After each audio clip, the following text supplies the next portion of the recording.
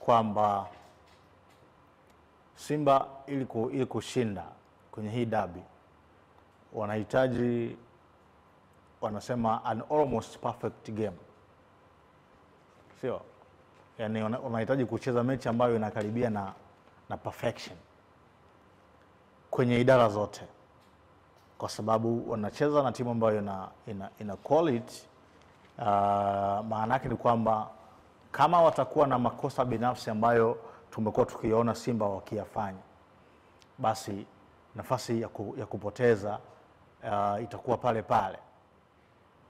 Simba imekuwa na makosa mengi binafsi msimu huu, kuanzia kwa goalkeeping na defense line.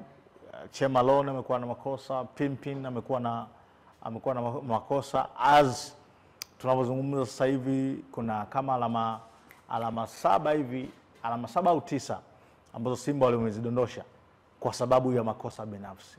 Makosa binafsi ya goalkeeper, makosa binafsi ya ma center back. So kama wataweza kurekebisha hiyo, manake wanajua kwenye nafasi nzuri ya kushinda. Lakini pia sio tu kwenye defense, hata kwenye eneo la kushambulia. Ukiangalia kwenye mechi iliyopita kwa mfano ambayo Simba wamepoteza, bao ambalo Simba wamefungwa ni la makosa binafsi ya defense. Kama la mpira unaenda nje, karudisha ndani, Kijili kajifunga.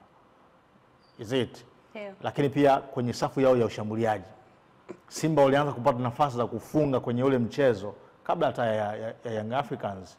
The likes ya Ateba wamepata nafasi. Kwa hiyo wanahitaji perfection kwenye huu mchezo ili kuweza kushinda. Idara ya ushambuliaji wakipata nafasi they should score.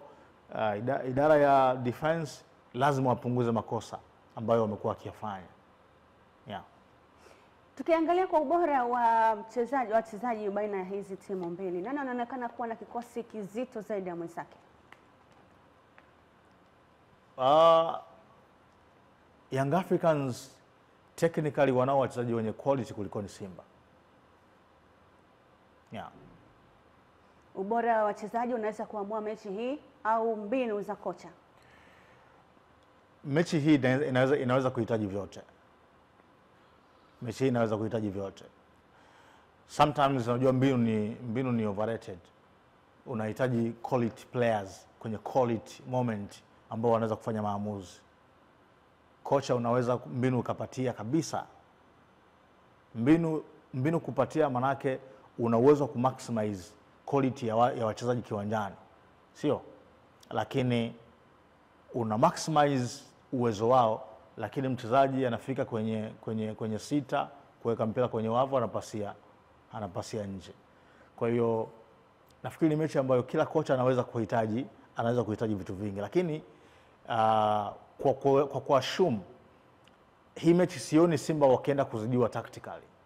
Kama kuna sehemu watazidiwa ni kwa sababu ya qualities ambazo quality ya mtu mmoja ambayo Yanga wana possess. Lakini tactically nafikiri kwenye hii mechi Fadru ana kitu cha ziada mbele ya Yanga, kwa sababu kocha Hamid bado ni kocha mpya kwenye kikosi cha Yanga. Kwenye kikosi. Na kama timu itashinda, siamini sana kama itakuwa ni kwa sababu ya mbinu za Hamid. Zaidi ni kwa sababu hawa players ambao wako kwenye hii timu ni players ambao wameshashinda kwa pamoja chini ya Gamondi. Sio? Ndio. Kwa hiyo ni very likely mbinu za Gamondi bado zikaendelea kusaidia timu kwenye kushinda. Lakini Simba kinachowasaidia kwa sasa ambacho kinawaweka karibu zaidi na kuifanya hii mechi iwe ni mechi ya ushindani ni kwa sababu wanaye kocha ambaye tactically yuko vizuri na ameshaiongoza timu tangu pre-season mpaka sasa tunaelekea kwenye mechi ya pili ya Kariakoo Derby.